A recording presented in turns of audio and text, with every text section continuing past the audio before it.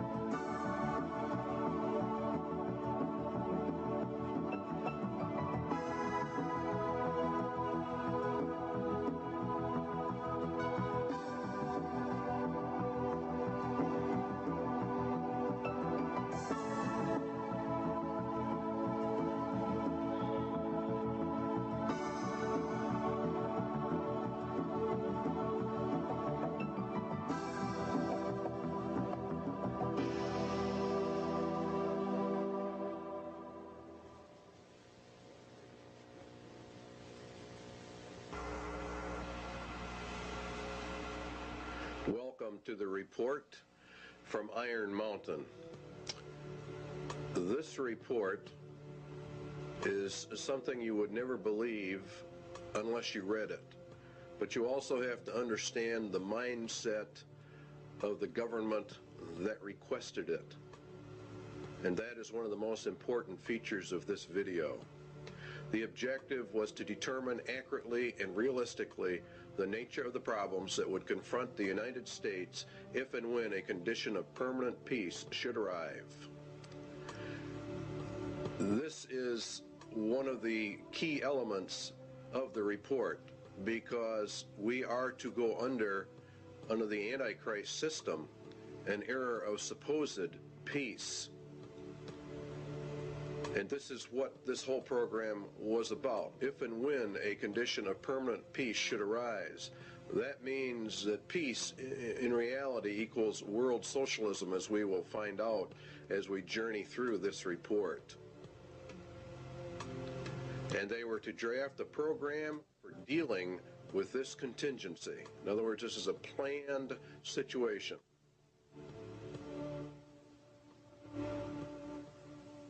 The program equals the agenda, and how do we control the people of America if we move to an era of peace? And not only just America, but the whole world at large.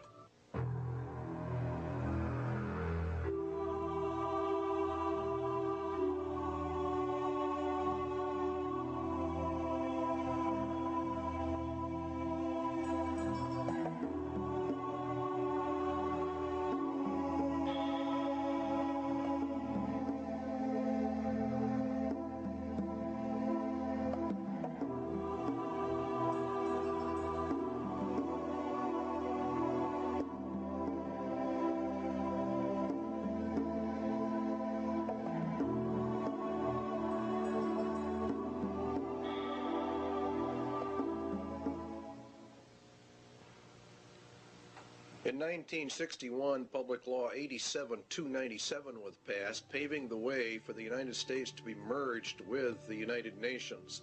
It's a very crucial law in that it disarms the American citizen in violation of the clear intent of the Constitution, which calls for our right to bear arms to maintain our free state. And by the calling for the disarming of all Americans, of course, we lose our free state and we are submerged actually into a slave state. The disarming was to be done by a period of gradual disarmament, and as they were disarming, the United Nations would be built up with a powerful standing army. The evidence suggests a CFR-TC Bilderberg connection, the rich men of the earth, the merchants of Babylon, the killers of the just, according to the Holy Scriptures. The report concerns itself with a globalist agenda, and the conclusions reached have been advanced by these groups.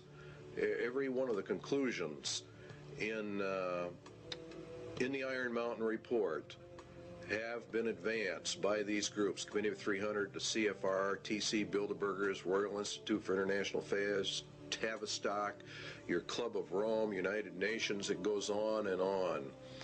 Okay, it began back in 1950, actually. These hearings began to take place in the United States, and the calls for a world government were actually held in 1950. Here's a resolution in Congress that was considered and called for testimony, and it says to provide a true world government through the adoption of a world government constitution. There was a clear intent to place the United States directly under the United Nations and to scrap our Constitution.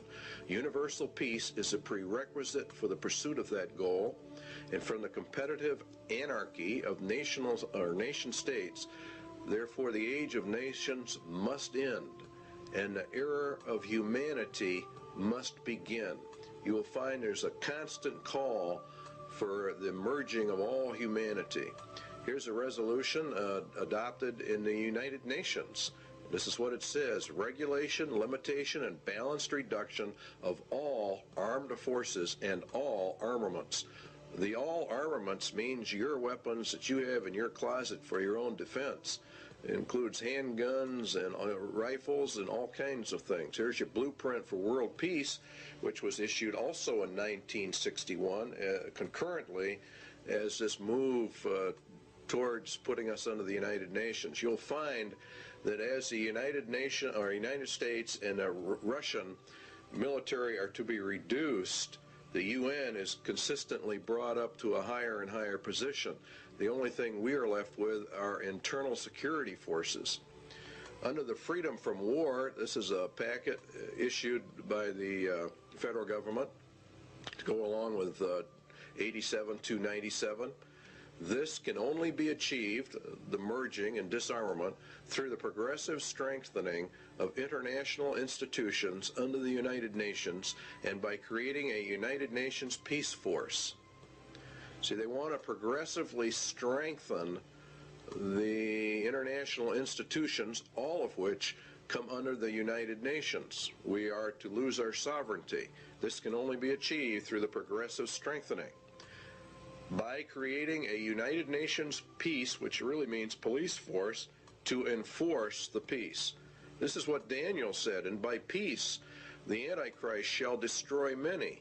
He shall also stand up against the prince of princes, but he shall be broken without hand. And it was given unto him to make war with the saints, and to overcome them, and power was given him over all kindreds, and tongues, and nations.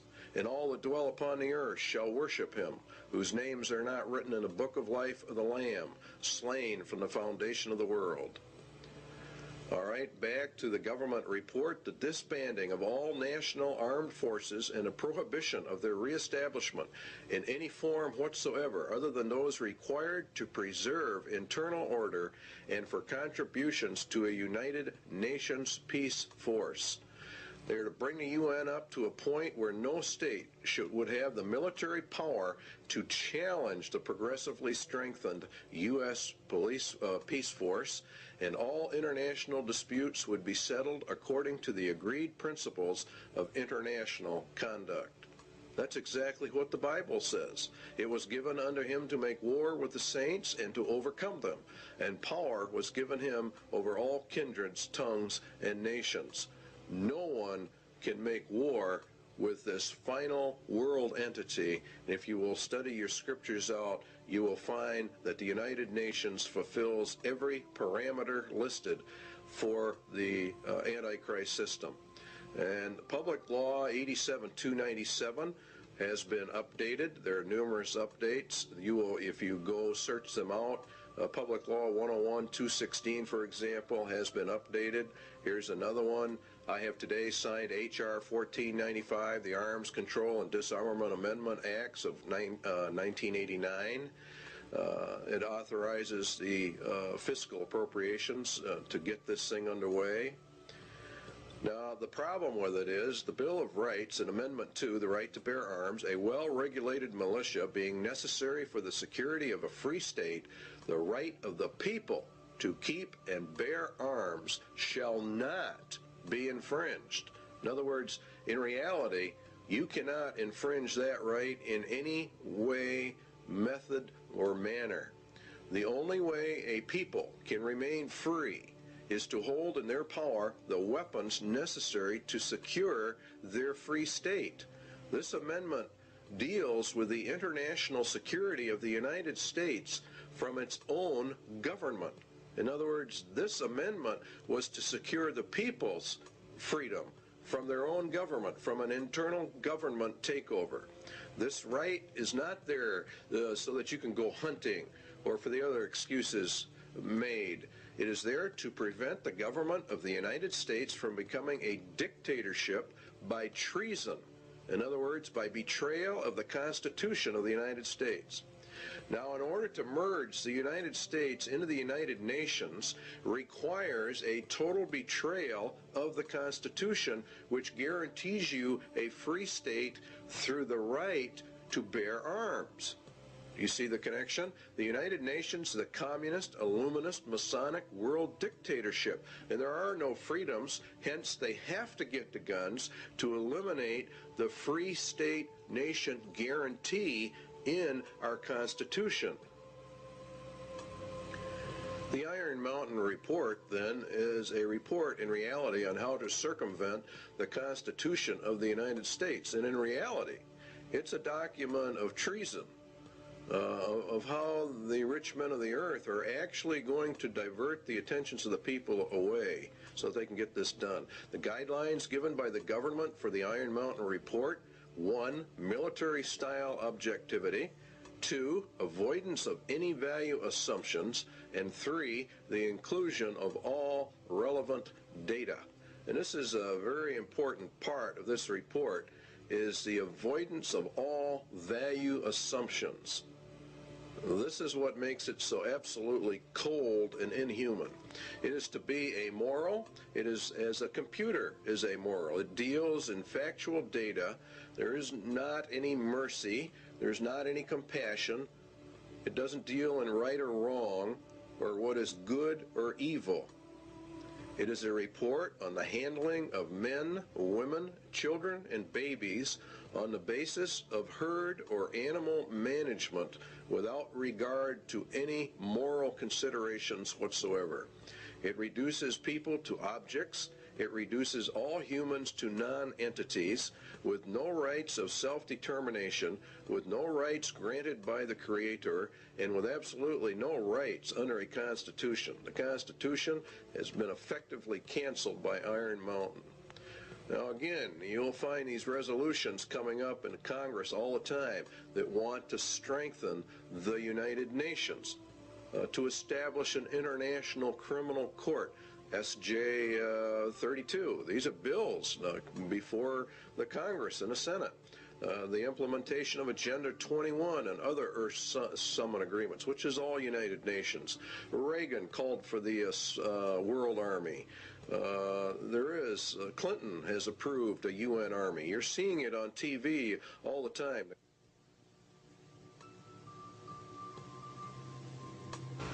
War is required, the glue of the nations, according to the Iron Mountain Report. Is war the scourge of the nations? It is said that war is merely an extension of diplomacy by other means. It is also said that war is necessary waste. But what is war? And why do peoples of the earth continuously fight and die? Why do millions of human families have a member or members that they have lost to this thing called war? What is the reality behind war? Does man have to fight wars, or can he develop a system of peace? And would the development of peace be worse than war itself? The Bible gives us some answers. The rest can be supplied by simple logic and deduction. James tells us that from whence come wars and fightings among you? Come they not hence, even of your lusts, that war in your members? Ye lust and have not, ye kill and desire to have, and ye cannot obtain. Ye fight and war, yet ye have not, because you ask not. Ye ask and receive not, because ye ask amiss, that ye may consume it upon your lusts. The root of war, then, is lust, and lust is want, and want is greed, and the root of greed is a self-centered heart, an unregenerated human heart. This is the key we need to explain war, and the Bible gives us many clues to why warfare is, and that in reality it can never be stopped. The root of the problem lies with the human heart, and the Bible says that the human heart is so desperately wicked that none can know it. Jeremiah says, the heart is deceitful above all things, who can know it? Paul says in Romans, the carnal mind is enmity against God, for it is not subject to the laws of God, neither indeed can be. Jesus was very emphatic that out of the heart of man poured forth all kinds of evil. The problem with mankind is then his evil heart. Evil because it is self-centered, and evil because it does not contain true love. The love within that it does have is hurtful or harmful, manipulative, self-centered, and filled with its own desires, according to the Lord. But we obtain other clues as well from the Scriptures as to the true reasons for war, and particularly in our day and age. James says, "Go to now, ye rich men, weep and howl for the miseries that shall come upon you. Your riches are corrupted, and your garments are moth-eaten. Your gold and your silver is cankered. The rust of them shall be a witness against you, and shall eat your flesh as it were fire. Ye have heaped together treasure for the last days. Ye have killed and condemned the just."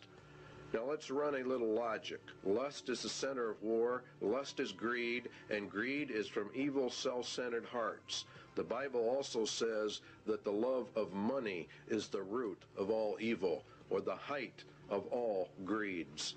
Lust then is greed, and the ultimate greed is an insane love of money, which brings with it power, which brings with it control over mankind. Thus the rich men of the earth are indeed in total control over money, and they have developed a system of economic controls well laid out in the Scriptures.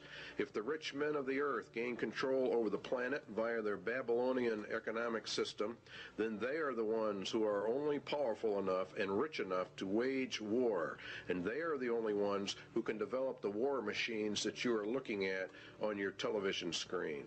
They are the ones who can develop the weapons necessary for modern warfare. Iron Mountain agrees. The very title confirms the Bible. The title says that it is a report on the desirability and feasibility for peace. It was ordered by the rich men of the earth. Therefore, they themselves must be the ones waging the wars, and now they have elected not to wage wars, but have elected to do something else, because warfare is drawing to a close. It will have soon served its purpose. In other words, it is a deliberate effort to bring in another system, for the first system of war has almost accomplished the goals originally intended. Albert Pike was purported to have written a letter in which he outlines 3 world wars. Each had a specific purpose, and each had a goal. The last war, World War III, was to be fought to bring in an era of peace under Lucifer.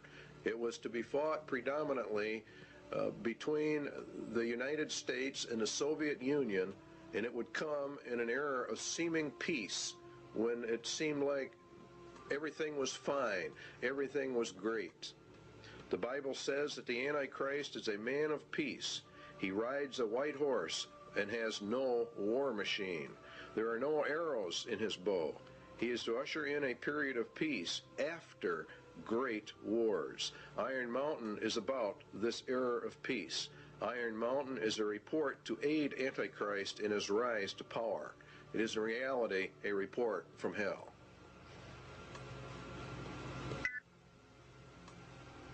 Iron Mountain asks, what can be expected if peace comes?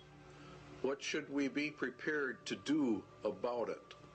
What, for instance, are the real functions of war in modern societies? These are very important questions. The Soviet Union says a peaceful exploration of outer space is the constructive alternative to the plans aimed at spreading the arms race. In other words, we are always going to find that the opposite of war is peace, which of course it is in reality. But what Iron Mountain is getting at is, what are the real functions of warfare, the invisible functions of warfare? What role do they play in the overall structure of human society? For example, the Soviet Union has been on a war footing for years and years. We have, to a lesser extent, in America, been on a war footing. It's been predominantly a Cold War for many, many years, but nonetheless, it has been, and as far as the economics of it are concerned, it has been a war era. It's been an age of war.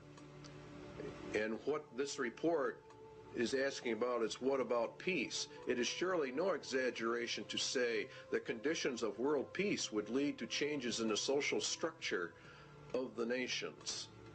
These changes would be of unparalleled and revolutionary magnitude. As we would transition then from an era of war into peace, what would be the problems?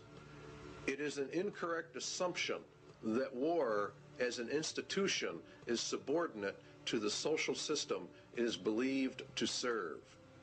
What they're saying here is that nations wage war for reasons other than what they state.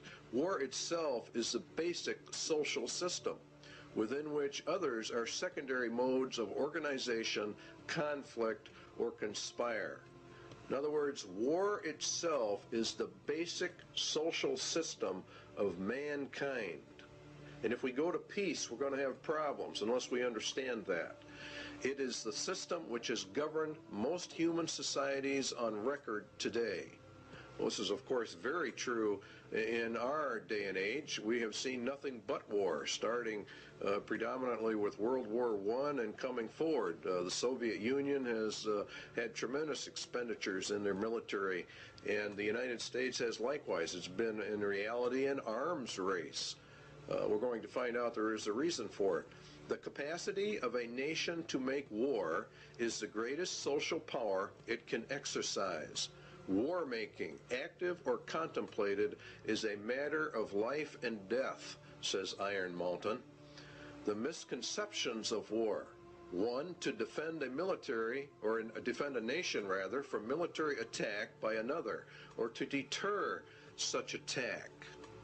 To defend the national interest, economic, political, or ideological. To maintain or increase a nation's military power for its own sake.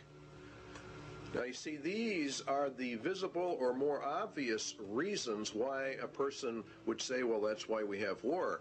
But what they're saying is there are more less obvious, very invisible reasons for why nations have war. And this is the heart of the entire Iron Mountain report. Its conclusion was that war is absolutely necessary. It's an absolute requirement for human societies and nations to come together. It is in reality, they claim, the glue of the nations. The Soviet military machine, or its war-making capacity, is the actual glue that has held the Soviet Union and the Communist Empire together. If they were to move into an era of peace, what would happen? All right, Iron Mountain says it is these invisible or implied functions that are the dominant forces in our society. So what we have to find out then is, what are the true functions of war in a society? Why, for example, has the Soviet Union and the United States, both of which are controlled by the rich men of the earth, been on a constant war footing, constantly escalating this conflict? Why are they doing it, and what are the reasons behind it? Economic reasons are: it is a necessary waste that operates outside the normal economic supply and demand system. Warfare creates an artificial demand. In other words, the war system itself, having huge militaries with all of their armaments, with all of the research and developments, creates a demand. This waste of money outside the system, according to Iron Mountain, acts as a counterbalance to the economic growth of the nation. It is progressive for research and development of weapon systems, and it spurs technological advances which spin off and help society at large. Defense spending per se might be countenanced on economic grounds alone as a stimulator of the national metabolism. In other words, war itself, for economic purposes, is a tremendous growth factor For the political reasons, it's different. A nation is a group of people organized together with a common goal and a national identity. The nation has an outlook or an attitude of how it will deal with other nations, and that's what we call foreign policy. A nation's foreign policy, says Iron Mountain, can have no substitute if it lacks, or no substance rather, if it lacks the means of enforcing its attitude. In other words, if the nation is not strong enough, it doesn't matter what their attitude towards somebody else is. War is itself the defining element of any nation's existence vis-a-vis any other nation. War, then, equals nations because it is the glue of nations and what causes them to come together, and peace would mean the dissolving of the nations. The elimination of war implies the elimination of national sovereignty and the traditional nation state. Please understand the importance of that remark in Iron Mountain. It is the elimination of war that brings us to world government. The war system not only has been essential to the existence of nations as independent political entities, but has been equally indispensable to their stable internal development.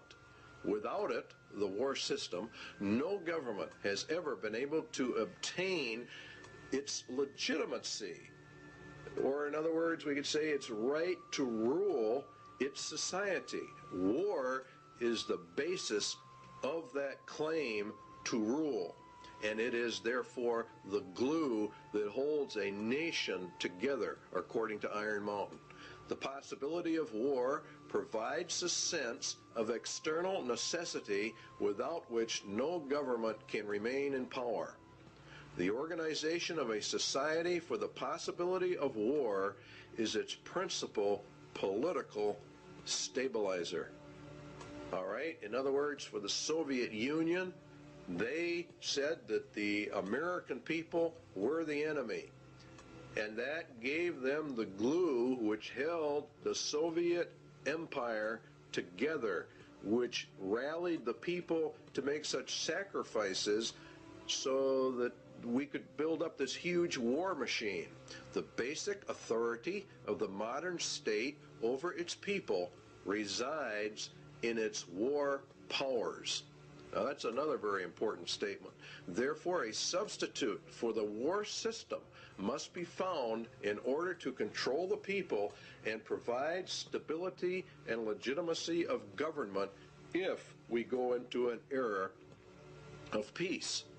Now we know that the United Nations is to be that era of peace. So therefore what they are saying is we have to find substitutes for what war does, the invisible functions of war.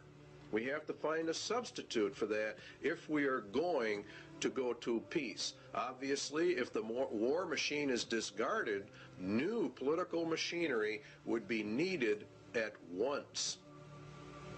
In other words, as they phase war out, they have to phase whatever they're going to put in its place in to control the people, to control the nation. This is an essential part of Iron Mountain. Until the substitute for war, is developed, the continuance of the war system must be assured to maintain the stability of its internal organization of power. In other words, we have to keep the war system going in order to remain in control. Keep war until all substitutes are in place and running so we don't lose our rulership. In other words, those that are in power are going to remain in power. They've got to figure out a way to do that. So they're going to de-escalate the war system as they bring in a peace system. And the peace system is going to radically alter our societies. What substitutes for war are there?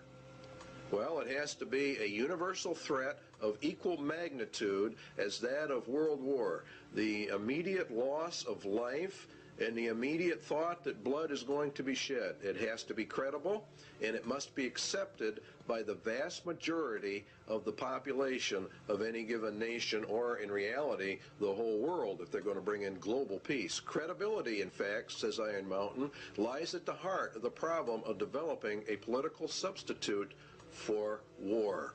We must emphasize that one must be found of credible quality and magnitude if a transition to peace is to ever come about without social disintegration. In other words, really what they're saying is a nation would self-destruct without an external threat of some type. It is more probable in our judgment that such a threat will have to be invented rather than developed from some unknown conditions. That means exactly what it says. They're going to invent a system to accomplish this.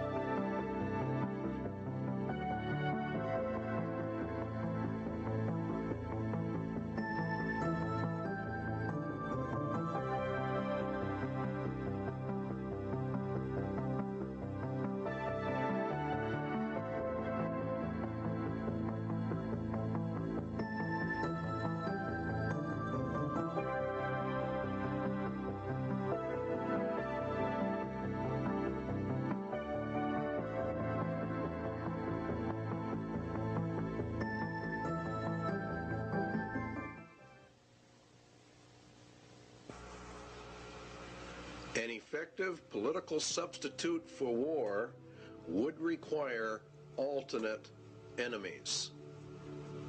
In other words, we have to find an external threat that's essentially very large. It may be, for instance, that gross pollution of the environment can eventually replace the possibility of mass destruction by nuclear weapons as the principal threat to the survival of the species. In other words, they're going to bring the environment up to a point of global threat.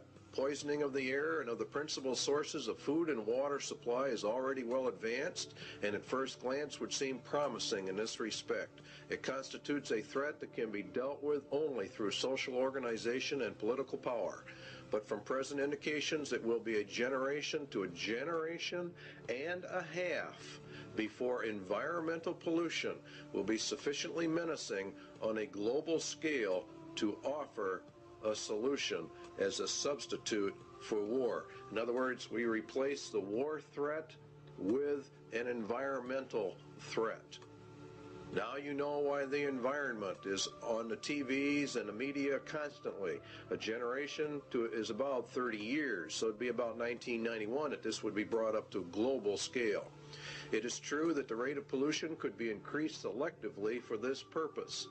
In other words, what they're going, you could selectively find areas where you could deliberately increase the pollution to get this threat in motion a little quicker.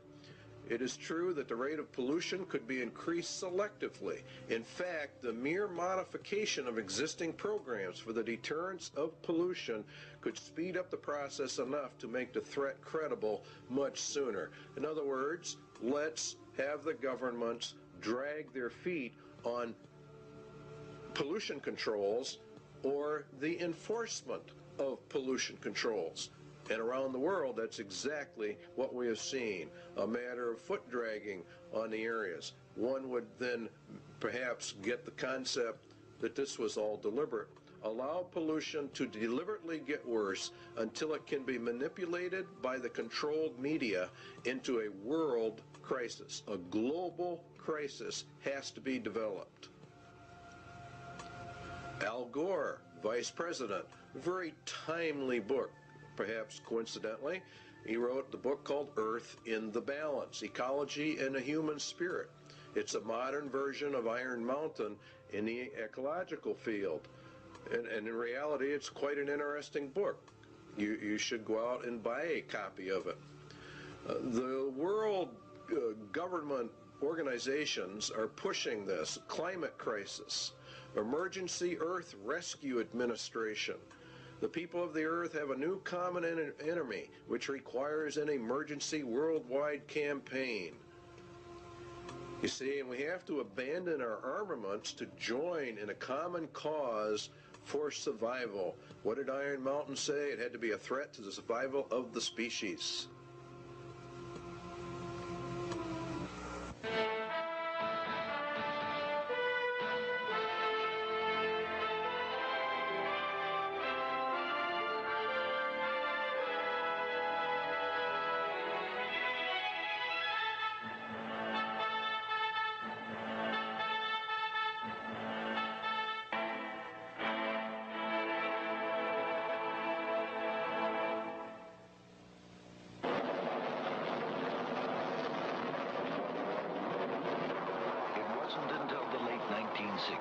When Apollo missions were bound for the moon that we were first able to see complete pictures of the Earth. Environmentalists began to look at our planet as a single fragile ecosystem.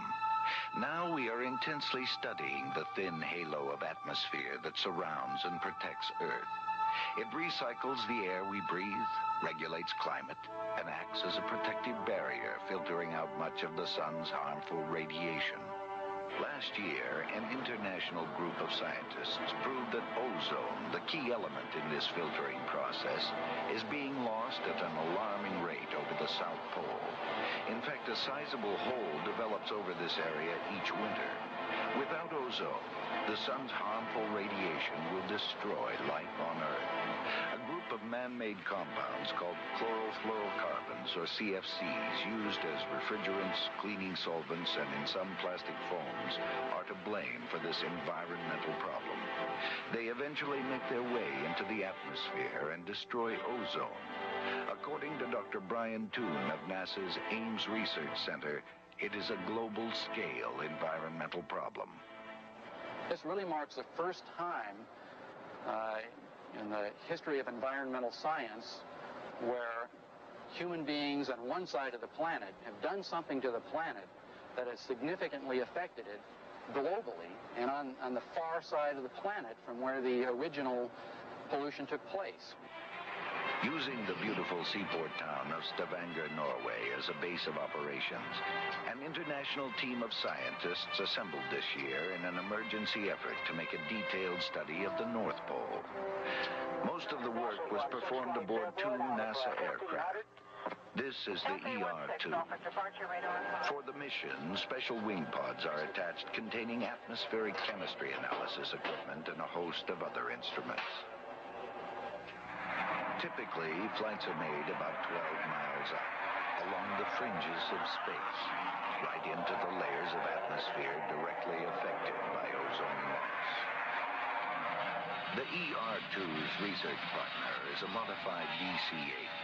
It flies at lower altitudes, but has increased fuel reserves, which allow it to cover more territory. even flights directly over the North Pole. Inside, the DC-8 is actually a complete scientific observatory, loaded with sensing instruments. Scientists perform their experiments and are able to map results right on the spot. This instrument contains 4 lasers capable of shooting light many miles up into the atmosphere. The light reflects back to the plane and provides scientists with a cross-sectional map of ozone concentrations as well as aerosols, or regions where ozone depletion is capable of occurring. Initial results from both aircraft indicate that high concentrations of CFCs have been found at northern latitudes, primed for ozone destruction. When combined with high-altitude ice clouds, the right amount of sunlight and confined slow-moving masses of air, ozone destruction occurs. As a result of this airborne mission, scientists were able to confirm the process and predict areas of depletion. International policymakers have met in hopes of limiting the amount of CFC production and recently agreed to phase out its use by the year 2000. Many scientists worry that this may not be soon enough. Again, Dr. Toon. With the ozone problem, for example, when you release chlorofluorocarbons to the environment, it's decades to centuries before those are removed. Researching safe economic replacements for CFCs is a vital part of solving this serious environmental issue. Thanks to the intensive work done in the last few years, we know why ozone depletion exists. It is now up to the world community to take responsibility for the future of our global environment.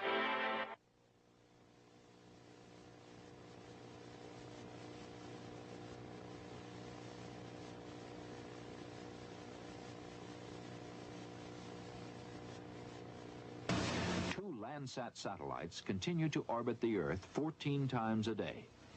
From their 570-mile-high vantage point, they return images like these taken over rich California farmlands. Telltale red images indicate vigorous vegetation growth. The state of California is using Landsat imagery to inventory and map its irrigated cropland. Ecology, the balance of nature, is important to all life. One of the tools we can use to monitor this balance of nature on Earth is the satellite. Satellites can be used to observe our planet from a high vantage point. A NASA film called Remote Possibilities tells the story. From far out in space, the Earth appears serene and beautiful, displaying no hint of our crowded planet's many problems.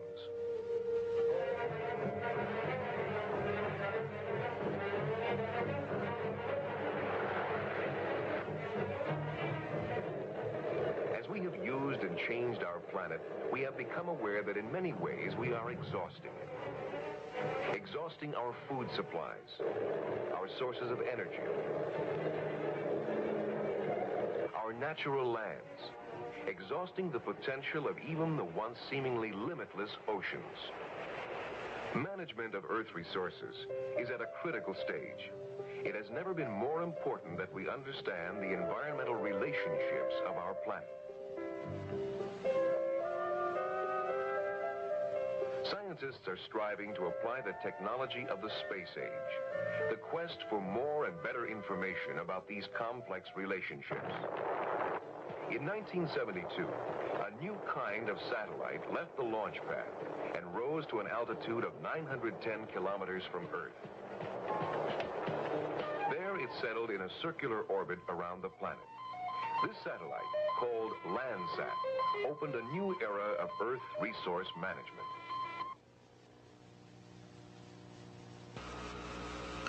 One substitute for war has then been found. The Iron Mountain agenda is being carried out.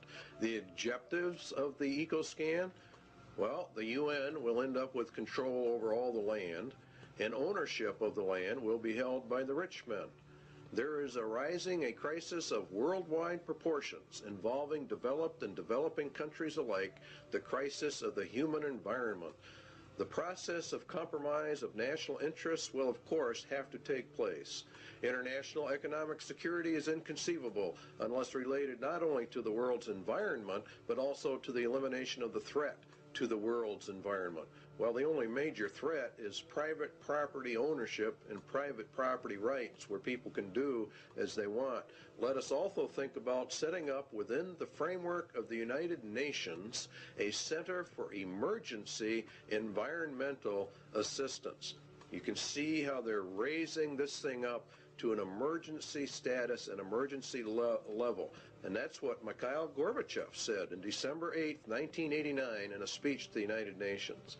The United Nations will be the controller of all the lands in the world through their various ecological, environmental organizations that they are in the process of setting up. In fact, the Rio Earth Summit was for that specific reason. Now, it's owned by the rich men. That's who owns the United Nations. That's who actually runs it. Eco foundations of the World Wildlife Fund, Heritage Trust, Nature Conservancy, etc. There's a lot of them, and you have many UN organizations. And the rich men of the earth sit on the boards of directors on all of these groups. These groups are buying up huge chunks of private land for conservation, they say, and to preserve the earth. And of course, all of it is to be owned by the rich men. And what they cannot purchase by normal means will be taken under zoning controls, DNR regulations, or other land grab means via governmental authority and regulation. All land will be under strict eco-controls because, after all, we are now involved in the middle of an eco-emergency, and it's nothing but a scam. It's really a debt for land swamp is another part of it. The international bankers loan and control the monies to all the countries, and through interest have driven them into huge debt status. The debt of the United States is in the trillions. The bankers then come forward with a new plan. They will take the nation's land, and then they will cancel the debt of that nation. It is called a debt for land swap. This land will be held by a World Conservation Bank, owned, of course, by the rich men of the earth. They will then own all the land, all the resources, all the food. They become the absolute masters, and all the people become the slaves. It's a perfect scam. It's a perfect system. Because the eco threat is now global, then obviously it can only be controlled by a global authority. And guess who that is? Why, of course, it's the United Nations. Now, the eco scam is being pushed by every organization that's involved in the environment. Even Time magazine ran an article on the endangered earth. It's being put in all your children's school books, all of their study books, about the crowding of human life, about how we have such an ecological crisis, an environmental crisis, and unless we all do our share, why, the whole world is just going to disintegrate and the entire population of man will be eliminated. That's according to them. It's very interesting that Daniel said of the Antichrist that he shall divide the land for gain. In other words, he takes over all the land and divides it up amongst these various foundation groups. And that's exactly what's happening.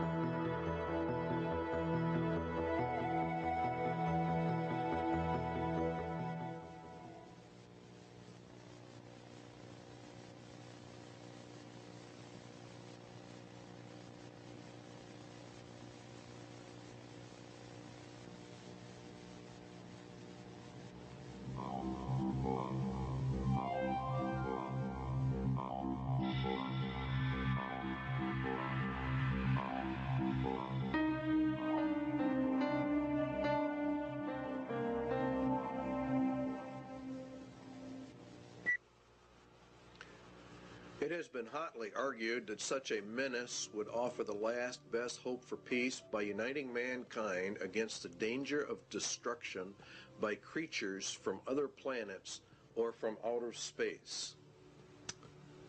Experiments have been proposed to test the credibility of an out-of-the-world invasion threat. It is possible that a few of the more difficult to explain flying saucer incidents are of this nature. The thrust of the second threat is to unite mankind against a common enemy.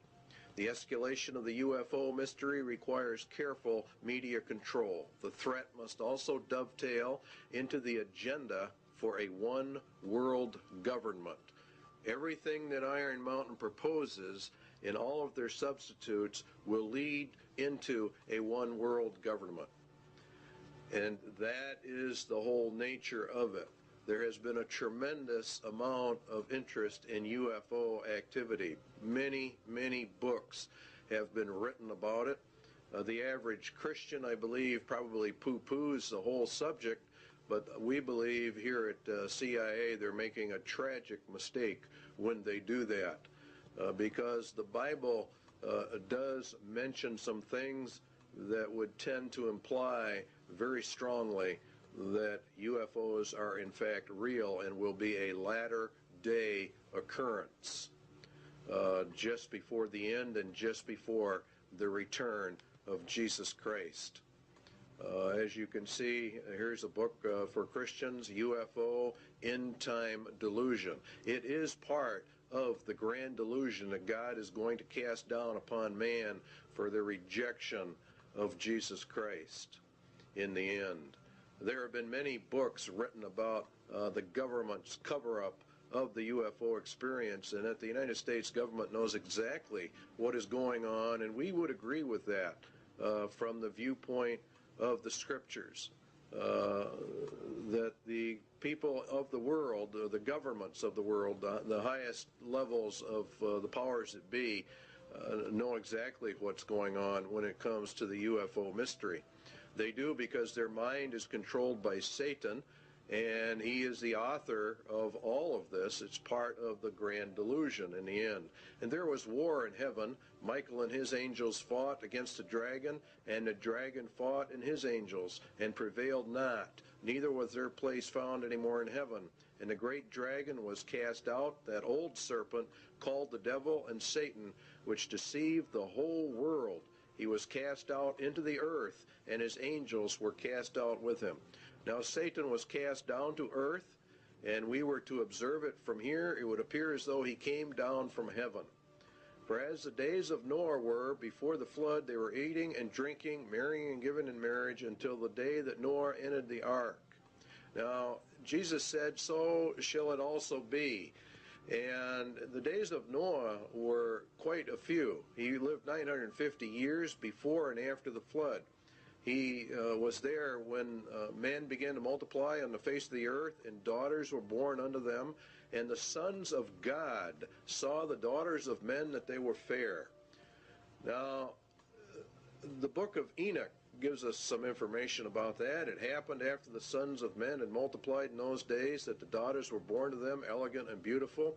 And when the angels, the sons of heaven, came down, you see, they took wives, each choosing for himself, whom they began to approach and with whom they cohabitated, and teaching them sorcery and incantations.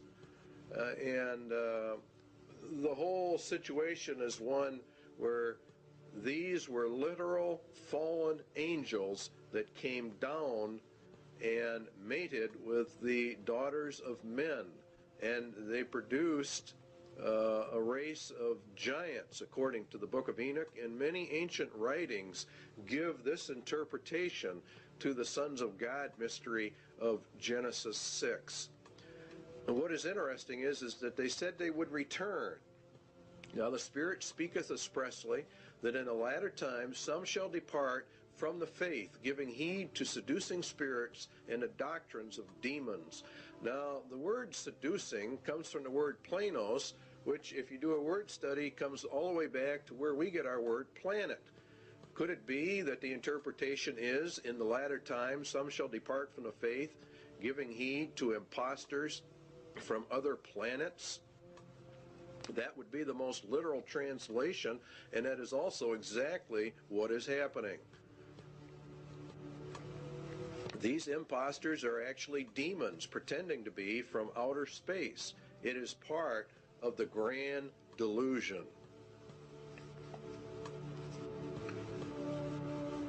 For this cause God shall send them strong delusion, that they should believe a lie, that they all might be damned who believed not the truth, but had pleasure in unrighteousness. They reject the concept of creation, even him whose coming is after the working of Satan with all power and signs and lying wonders. This would result in UFO contacts of the first, second, and third kind, as Satan sends his advance guard to prepare man for the grand delusion.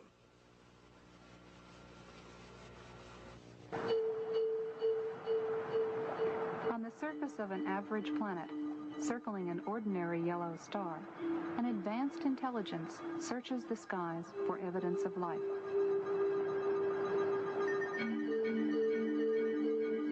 Directed by even higher intelligence, machines with brains of silicon patiently sift through faint shards of radio data for the unmistakable signal that will indicate the first sign of life beyond Earth. Now plans for the most sophisticated SETI search ever focus on the Goldstone Deep Space Communication Complex in California's Mojave Desert. It is the site of tests for a possible future NASA project, one not yet funded. The full-scale NASA system, when operational in the next decade, would be billions of times more powerful than the sum of all previous searches. For Carl Sagan, a proponent of SETI for many years, this technical progress has made the present unique. For the first time, we're mustering substantial, sophisticated, serious scientific searches for extraterrestrial intelligence. There's never been a time like that before.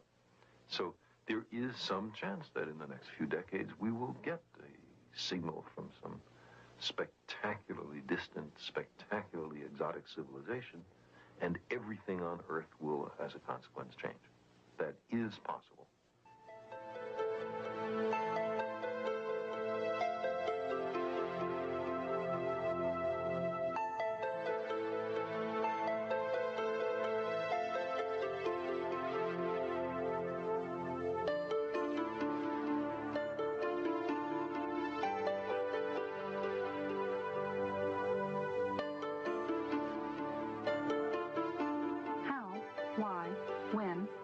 To search for life beyond Earth has been debated for centuries. Deciding what sort of signal to look for in the skies is no easy task.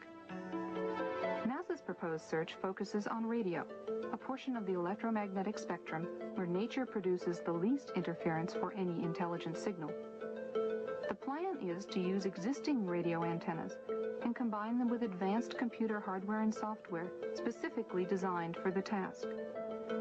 Signal processing equipment suitable for SETI is constantly becoming more powerful and more efficient, but also cheaper and smaller than ever before. SETI pioneer Frank Drake came up with a way to organize our developing knowledge and current ignorance. SETI scientists often use what's called the Drake equation to illuminate the necessary conditions for contact and to provide a rough estimate of the number of other civilizations. The existence of other technical civilizations depends upon astronomy,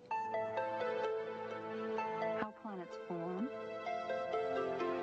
comparative planetology, biochemistry, the role of intelligence in evolution, technology, and the fate of technical civilizations. So SETI becomes a way to test our theories of the origin and evolution of the universe and the place of life within it. There are several keys here that we want to look at as we keep Iron Mountain's report in mind. The two primary keys are that evolution is an accepted fact and ETs are now accepted at the highest levels of government. We believe that the SETI program is camouflage for what is really going on, or the contact reports that have been gotten out from the government under the Freedom of Information Act are in fact cover for the SETI program. But the two, we believe, are going to merge in the end and introduce mankind to the aliens, who are in reality demons and Satan's advanced guard. The movies that are produced are very important. Satan plants a seed, he waters it, then he sits back and watches it grow, and then he reaps the harvest. And the harvest, of course, is the loss of millions upon millions of men. The Day the Earth Stood Still was produced many years ago, but it's a very, very important film in that it planted the seed. The Day the Earth Stood Still said that war must stop, peace must be enforced, and world government is a requirement to get all of this to happen. The message was very important. E.T., a very, very popular movie, taught us some things as well. It said that reptiles are very cute, that love is the answer, that love heals, but more importantly, that we all evolve in a different manner. You're going to find evolution at the bottom of all of these movies. And Star Wars is another one. How famous they were. Well, they're programming the human mind for certain things. One, evolution of the races, good and evil forces, a universal, eternal fight between the forces of good and evil, and more importantly, a federation of planets, a uniting of the nations, a uniting of all the planets. Mankind will evolve upwards and eventually will join in intergalactic civilization. And this is the important keynotes in every one of these movies. Close Encounters of the Third Kind was a very, very important film. It bases itself on evolution. Two, that the United Nations is a central player in that movie. The U.S. military is connected to the United Nations in that movie, and that mankind will join interplanetary civilization. It starts by contact, by exchanges of the races. In other words, some of our people go there, and some of their people come here. Now, something surfaced not too long ago called Majestic 12 that dealt with government contact with aliens. A lot of people laugh at this document and think it's a hoax. Our research against the Bible would say that it is not a hoax, that this actually is legitimate and that contact has been made. Operation Majestic 12 is a top-secret research and development intelligence operation established by special classified executive order of President Truman. Now, this took place back some years ago. Very interesting, however, what Majestic 12 sets up. A rancher reported that a UFO had crashed in a remote region of New Mexico.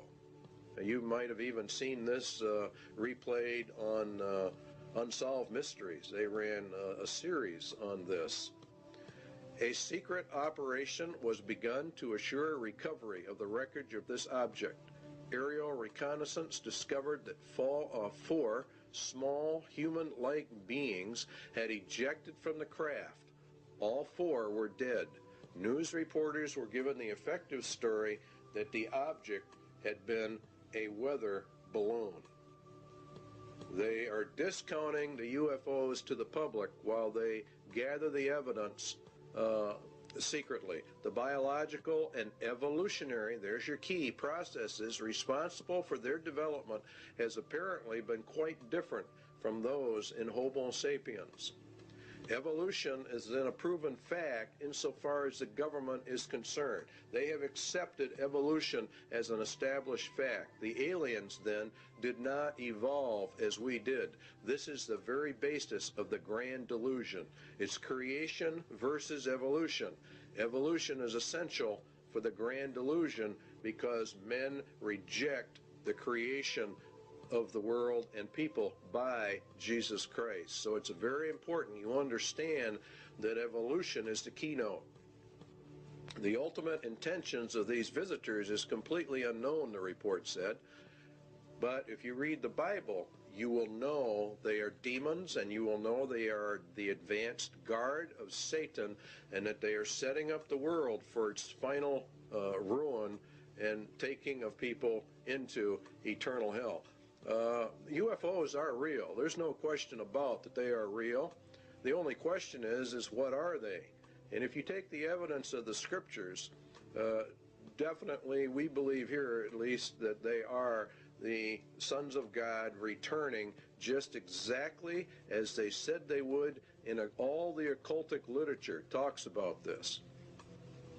Now there is an area out west called Area 51, Groom Lake.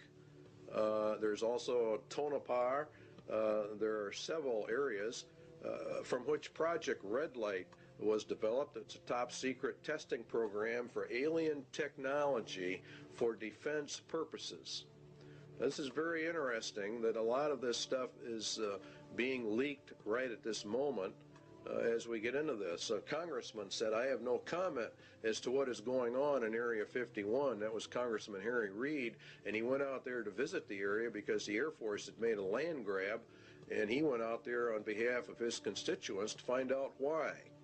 It is said that President Eisenhower signed a treaty with actual aliens in 1957. The swap was they could take our people for experimentation and we would get technology in exchange. In other words, the aliens come to Earth, we take their technology to build our defense mechanisms. Now, a lot of people think this is ridiculous, but if you read what it says about Babylon the Great, the nation, it gets all of its technology from Satan. Satan is the one that gives them the power. And this is why the United Nations is being brought up. And this is why the United States is so deeply involved. In exchange for technology, the U.S. government agreed to allow the aliens to abduct humans for experiments. And this accounts for the large number of abductions reported all over America. This is part of the grand delusion, which has evolution at the root of it. Now you have actually two options. All of the leaks of this type of information are disinformation, where it is real and the aliens really are here. The Bible evidence would be that it is real, the aliens are here, and that they are the advanced guard for Satan. He's programming the human race for this delusion, and it's based upon evolution. The sons of God of Genesis 6 have returned, as they said they would in occult writings. And Jesus said, as it was in the days of Noah, so would it be again. And that's when the sons of God came down. So therefore, the agenda of Iron Mountain for external threat number 2 has been and is being carried out. Scientists are even going to the UN now to find out how are we going to answer these aliens from our SETI contacts at NASA.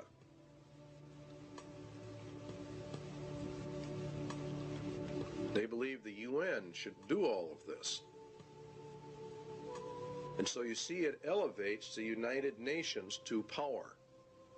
And this is very important because part of the Iron Mountain agenda.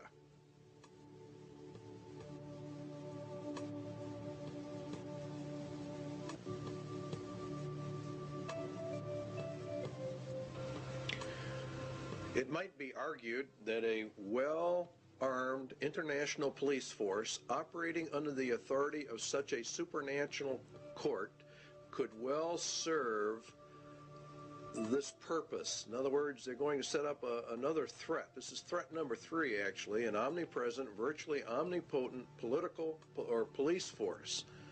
It's an international police force. Because remember, if we go into peace, we have to dissolve the nations, because war is the reason we have nations. All right, so the report then that was issued by the State Department, Freedom from War, and the program was to establish a permanent international peace force within the United Nations. In other words, to deliberately bring it up. the peacekeeping capabilities of the United Nations would be sufficiently strong and the obligations of all states under such an arrangement sufficiently far-reaching as to assure peace and a just settlement of differences in a disarmed world.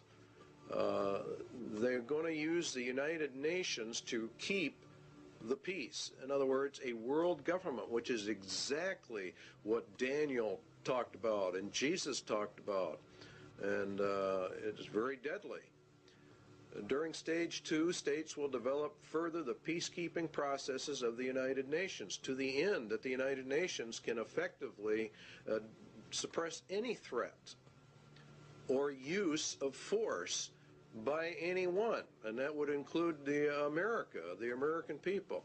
It's going to be omnipresent, and it's going to be omnipotent in its ability to handle. And this is what Revelation says, who can make war with the beast? Remember that the U.S. and Russia are to have their internal or militaries turned over to the United Nations in this 3-stage process, and we end up with the UN in total control of the world, a global entity, precisely as Daniel and Revelation talk about. It's and Jeremiah and Isaiah refer to it as, of course, Babylon. And this process, of course, emerges bringing out the United Nations as the final end-time global ruling entity, which the Bible refers to as the apparatus of the Antichrist, or we could say the Antichrist system. And that is why it sits in New York City, the big city. On the wall in the Security Council is a phoenix. That picture you're looking at right there is in reality the phoenix bird, which is to grow up out of the old world order. America is to be patrolled by Russian, Belgian, Irish, and Colombian and Venezuelan troops under this plan.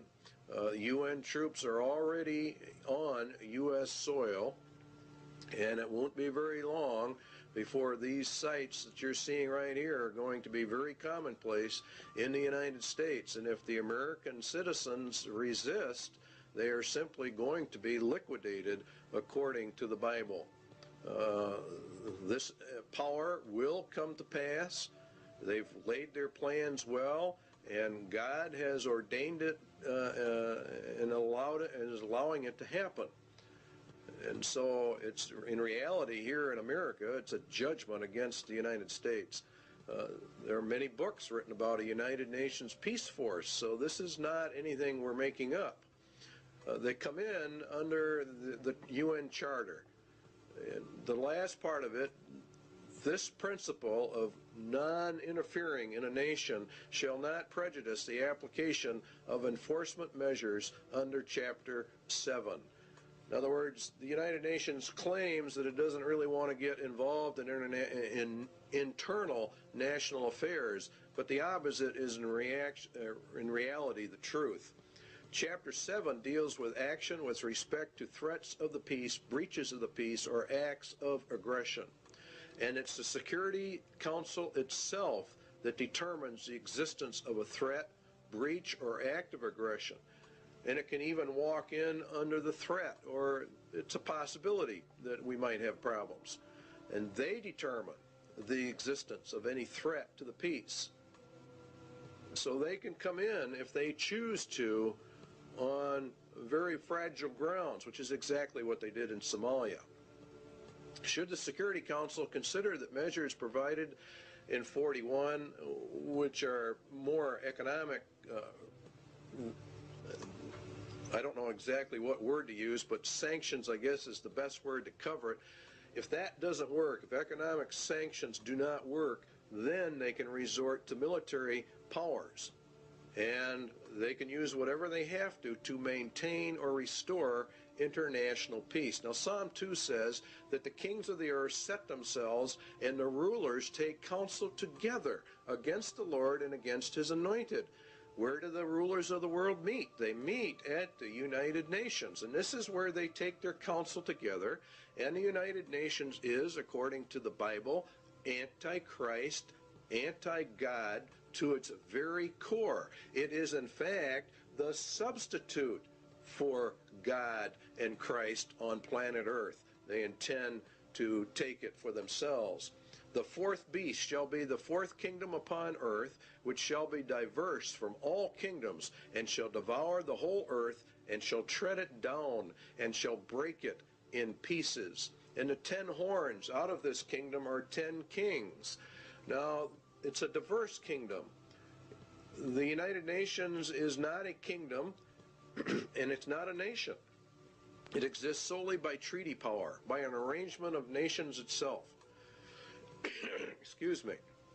The United Nations is to be brought up to full global power with an army so powerful that none can fight against it. That's the entire plan, and that is exactly what the Bible talks about for the end times.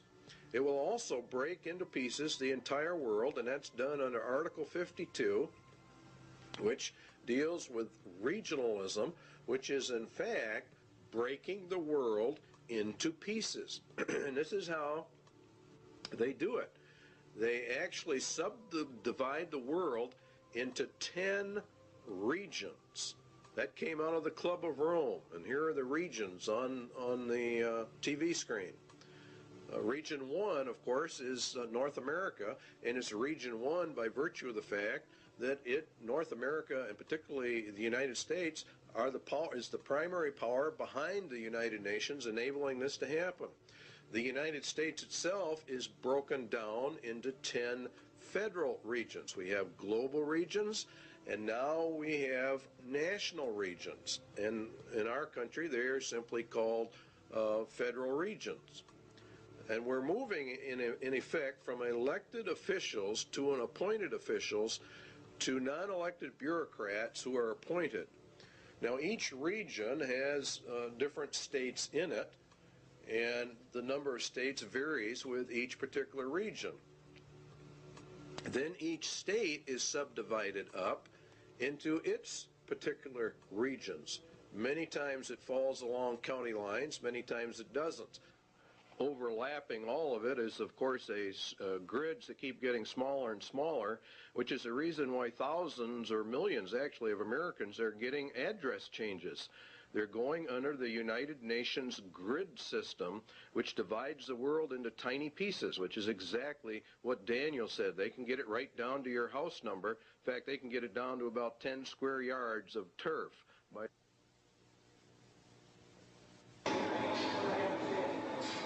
Recently, NASA's Landsat 4 satellite, shown here just before its trip into space, was launched from the Western Test Range by a Delta rocket. This Landsat is the fourth in a series of NASA spacecraft designed to continuously collect accurate information on Earth's resources. More than 100 nations will make use of the information gathered by Landsat 4 in land use planning, mineral exploration, and agriculture. Landsat project scientist Dr. Vincent Solomonson described a new instrument on the satellite called the thematic mapper. In urban planning, the thematic mapper will be very effective. Features that were blurred or hazy over cities as viewed by the multispectral scanner on Landsats 1 through 3 will be seen much more clearly from the thematic mapper, and as a result, urban planners will be able to manage and monitor the spread of the urban sprawl into the surrounding countryside. The major receiving and processing facility for Landsat data is located at NASA's Goddard Space Flight Center in Greenbelt, Maryland. After completing its 3-year mission, Landsat 4 is designed to be retrieved by the space shuttle. Okay, standing by for up-telemetry command reset. So what we have are 10 federal regions. We have 10 federal regional councils, which are miniature Washingtons in each federal capital. We're being regionalized, and pretty soon there won't be any such things as counties or states. So what we're doing is we're going from county and state control to total federal control, and then the federal government's losing its control to the United Nations. This is globalism. This leads to the federalization of our police or the security forces within the United States. And this is really in total violation of the constitutional implications, but they're not paying any attention to the Constitution. The internal security forces are not your peacekeeping, UN peacekeeping troops. The peacekeeping troops are there to put down actual revolutions and wars. The internal security forces are there more for crime control and the rounding up of people. Predominantly, the MJTF police will be the national police force. And this is George Bush and Clinton and the rest of them have continuously pushed this arms control treaty because they have to disarm us in order to make this thing work. If you will recall, we discussed that in the constitutional crisis. The MJTF police means multi-jurisdictional task force police, and it removes all citizens from local, county, and state protections that you had under the law. And they're just abolishing all of this. And the MJTF police mission, we believe, is the house-to-house search and seizure of people. It's made up of National Guard units, state and local police, convert street gangs as needed into deputized police. House-to-house search and seizure, separation and categorization of men, women, and children as prisoners in large areas. Now you have to understand that in order to liquidate the millions of people that Jesus Christ says are going to be liquidated, they have to plan this out long before it happens. 1965, they started the Office of Law Enforcement Assistance. Then came in 1968 the Omnibus Crime Control Act, which converted the OLEA to the Law Enforcement Assistance Administration. They called, in turn, in 1971 for a regionalized police force. In 1971, an advisory commission on intergovernmental relations issued a pamphlet called M67, which called for a special multi-county and interstate police force. In other words, the merging of all police forces into one federal group. The LEAA in 1973 made calls for the elimination by merger of small police forces. This is exactly what Germany did under Hitler. All dictatorships have two common characteristics: general confiscation of guns in order to prevent internal rebellion, and the establishment of a national police force to enforce the edicts of the dictator. We are following Nazi Germany almost to the exact letter. Carter issued an executive order 12-148, and he established the Federal Emergency Management Agency known as FEMA. FEMA absorbed the LEAA and became the primary control organization for internal security of the United States in an emergency. They're gearing this thing towards an emergency. That emergency is going to be World War III, and it ushers in this whole system. FEMA has many interesting programs: Rex 82 Bravo, Rex 84 Alpha, Helix 2, Rex Alpha, Night Train, Cable Splicer, Garden Plot. These are all martial law training exercises. The plan is to bring America under martial law. We believe they know the American people would never accept this system except an external emergency were given. The UN system, remember, is a martial law military system. Under the executive orders of FEMA, mandatory registration of all people, including babies and children in the United States, at the United States Post Office. They have boxes in them. We already know about it. They're marked for emergency use only. The primary one here to look at is 11,000, seizure of all civilians and work brigades, which is in reality slavery, and includes the rights to split up families as well. In essence, what will happen in America is going to be worse than the communist revolution in Russia. This plan provides the basis for the deployment and employment of military resources, including National Guard personnel, for civilian disturbances. So Iron Mountain external threat number 3 has been and is now being implemented. An omnipotent police force. Next on the list is the space program as an economic substitute for war.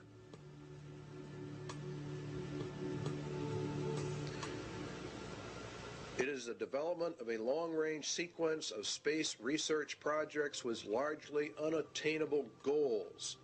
It's a nearest modern equivalent yet devised to pyramid building and similar ritualistic enterprises of ancient societies. We choose to go to the moon in this decade and do the other things, not because they are easy, but because they are hard. Because that goal will serve to organize and measure the best of our energies and skills.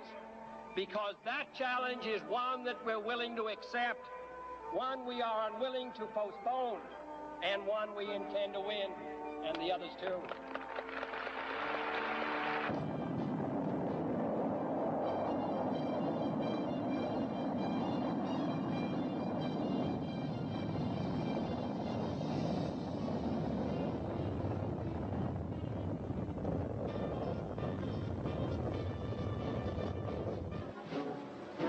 Everything associated with the Saturn V was huge. The rocket itself, the building where it was assembled, and the crawler transporter that carried it to the launch pad. The fully loaded Apollo Saturn V was 363 feet tall. Its main engines alone generated 160 million horsepower, and its fuel pumps pushed fuel to the engines with the force of 30 diesel locomotives. As Saturn V lifted off Launch Complex 39 for the first time, it weighed more than 2,800 tons.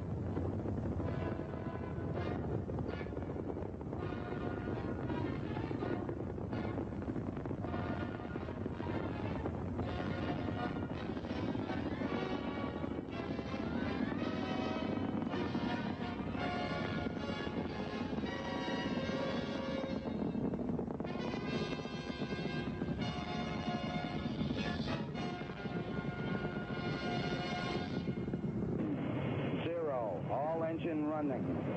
Liftoff. We have a liftoff. 32 minutes past the hour. Liftoff on Apollo 11. Tower cleared. We got a roll program. Neil Armstrong reporting the roll and pitch program, which puts Apollo 11 on a proper heading.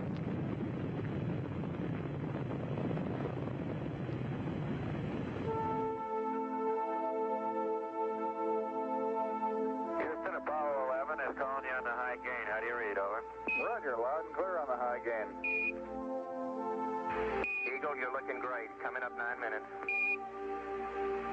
We're now in the approach phase. Everything looking good. Altitude 4,200. Houston, you're a go for landing, over. 40 feet down, 2.5. Picking up some dust. 30 feet, 2.5 down. Straight shadow. 4 forward. 4 forward, drift into the right a little. 20, down a half.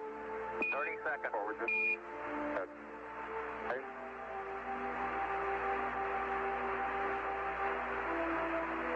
Contact light. Tranquility Base here. The Eagle has landed. That's one small step for man, one giant leap for mankind. Across the country and around the world, the Apollo 11 crew were welcomed back as heroes.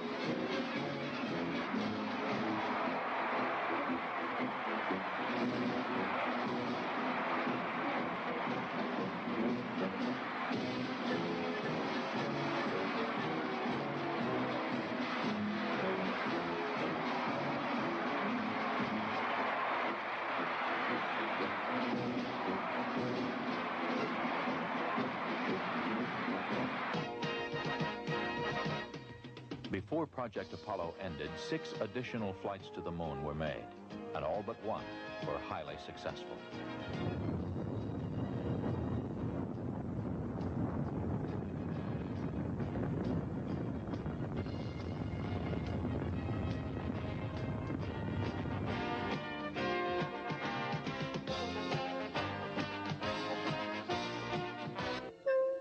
Then ASTP, Apollo-Soyuz Test Project, a joint endeavor between the Soviet Union and the United States. The mission called for a mutual docking and crew exchange to develop the necessary equipment for international space rescues.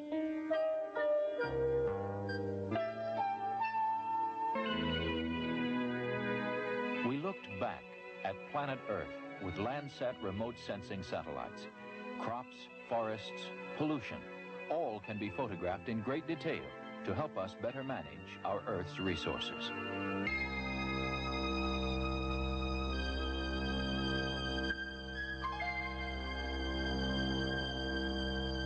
As of now, 2/3 of the planets in our solar system have been explored, and by the end of this decade, we will have explored most of the rest, including Uranus and Neptune. Space Shuttle 5, the first operational flight. 2 commercial communications satellites were hauled into orbit, one for satellite business systems and one for Telesat of Canada. Their deployment was a complete success. Did you get it? You don't have it, obviously. I got it. Space Shuttle 6 was the second operational mission and Flight 1 for Challenger, this country's newest spacecraft.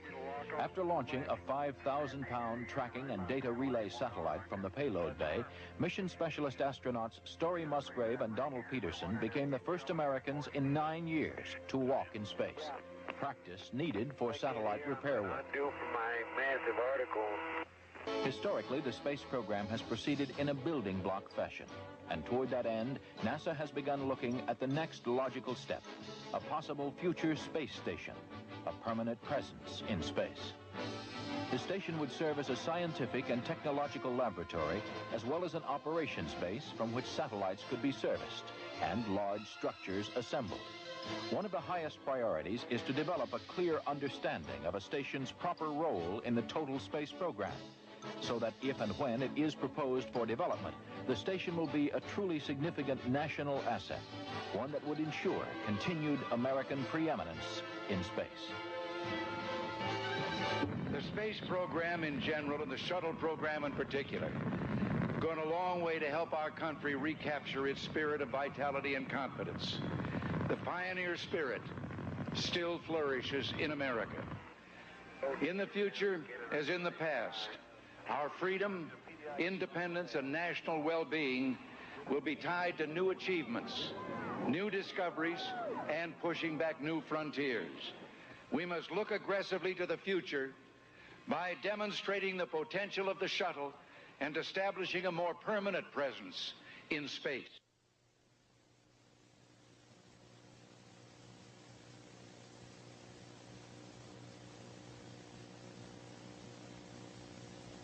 Even when ratified, the INF Treaty will not totally eliminate the nuclear threat to Eurasia.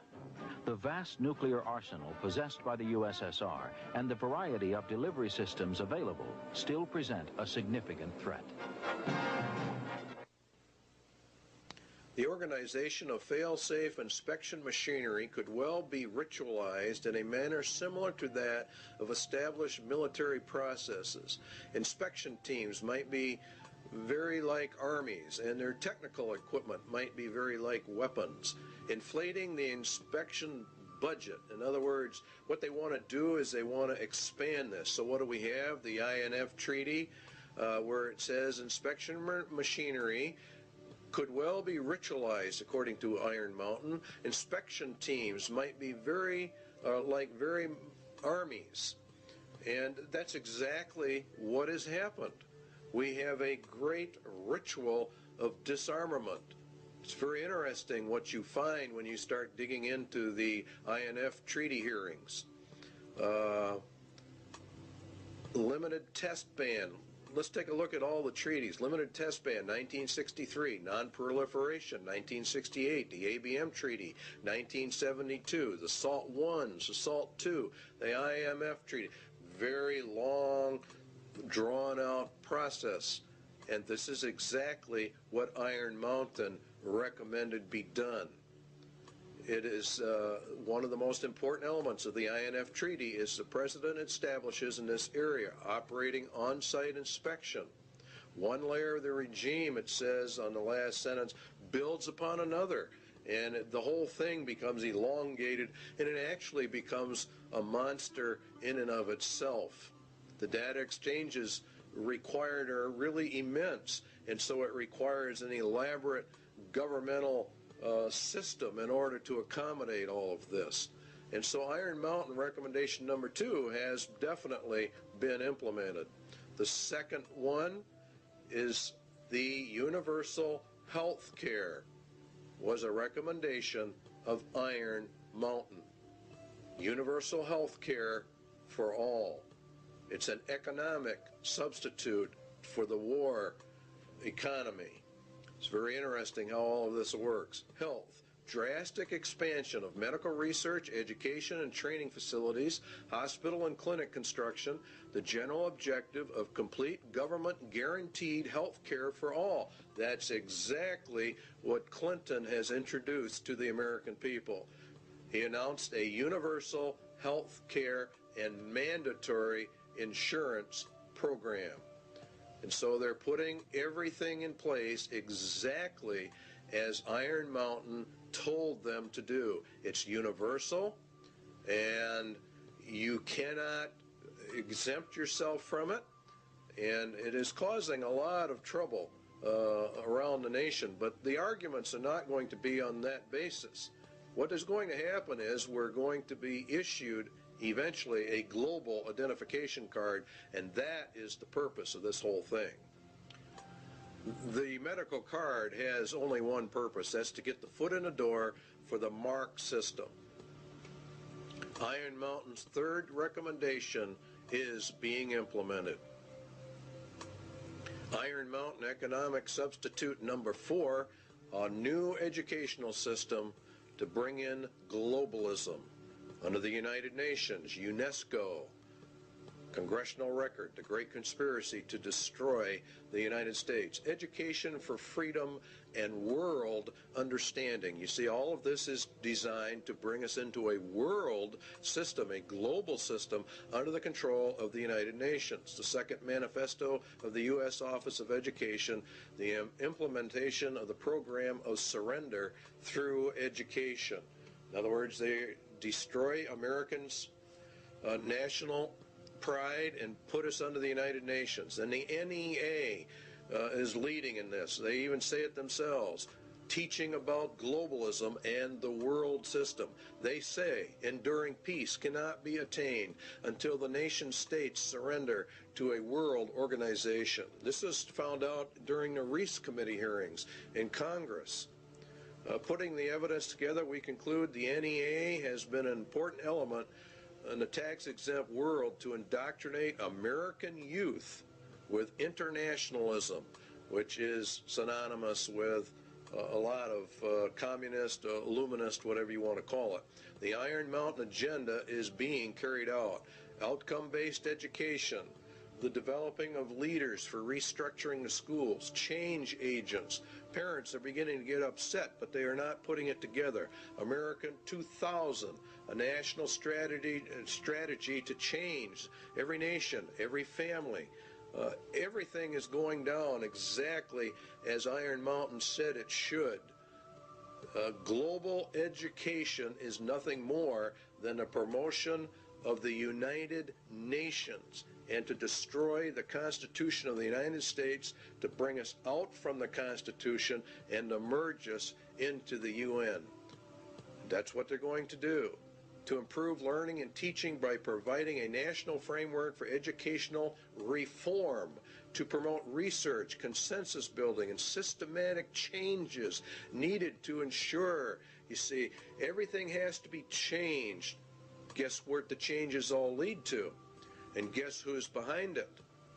If you look, Robert Mueller, former UN Secretary General to the UN, member of the Planetary Citizens, wrote the Global Core Curriculum. Marilyn Ferguson, the Aquarian Conspiracy, New Age. This is all being integrated into the educational system of America. And it's called America 2000. And it is extremely subversive. The national and international power play for education. It's going to go through because God has decreed it will go through. And UNESCO is behind it. Gorbachev. We parted with the old world, rejecting it once and for all. We are moving towards a new world, the world of communism. We shall never depart from it.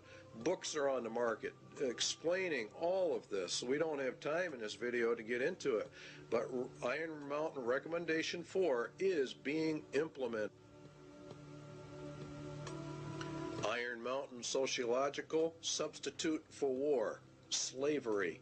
Another possible surrogate for the control of potential enemies of society is the reintroduction in some form consistent with modern technology and political processes of slavery for the control of potential enemies of a society.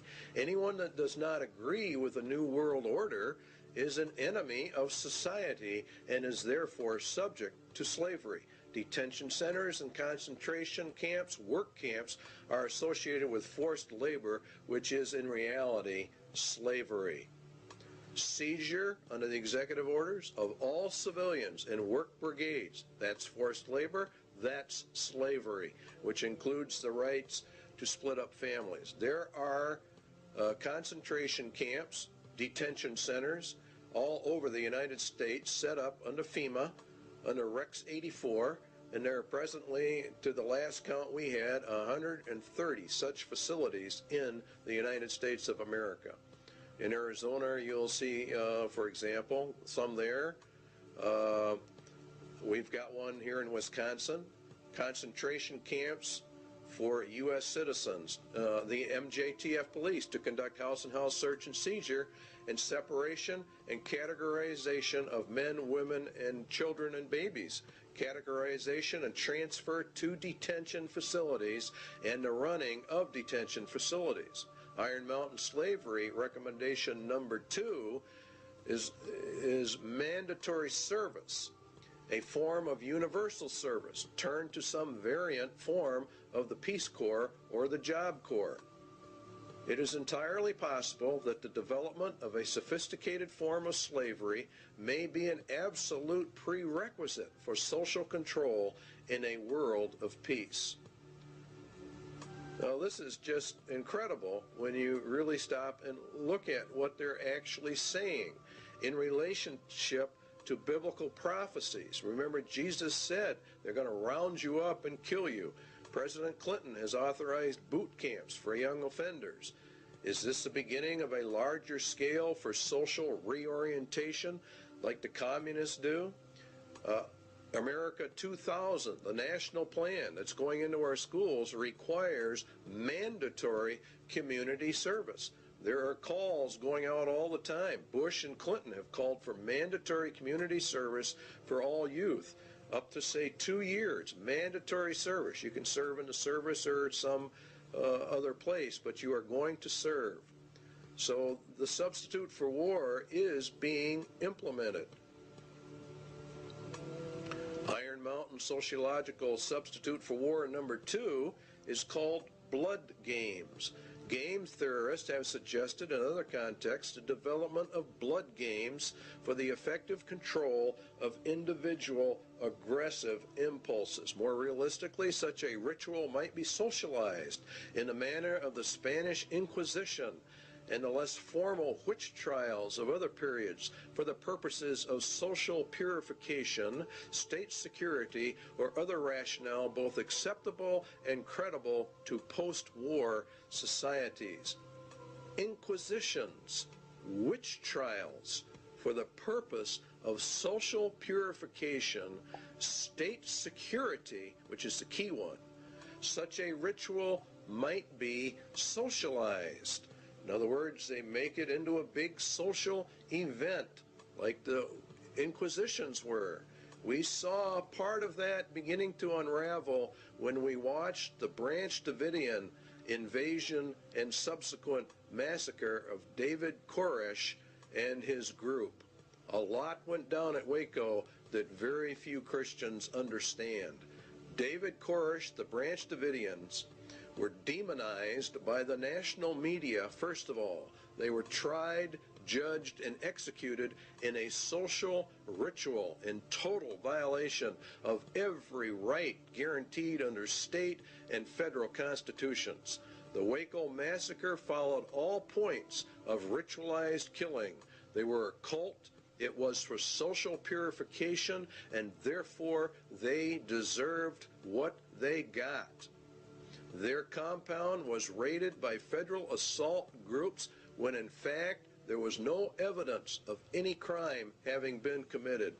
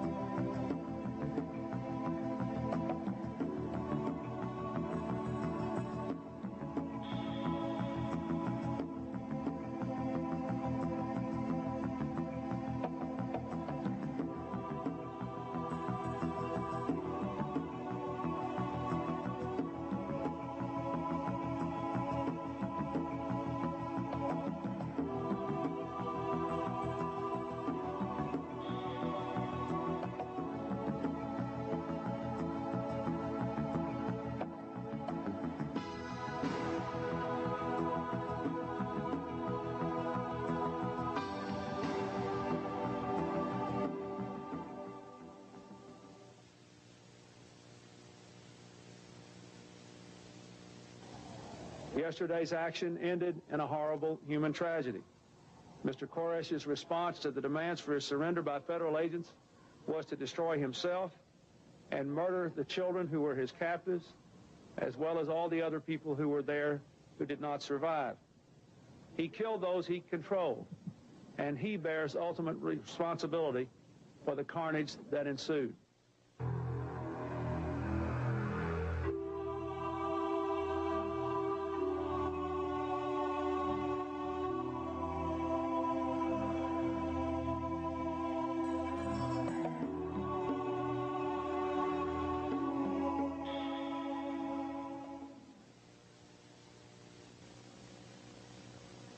In the papers before I was going to go to court.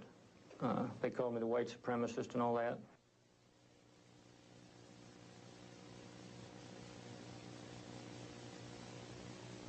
It's victims of demonization that we all are victims of. When the federal government decides it is going to prosecute somebody, they sort of demonize them.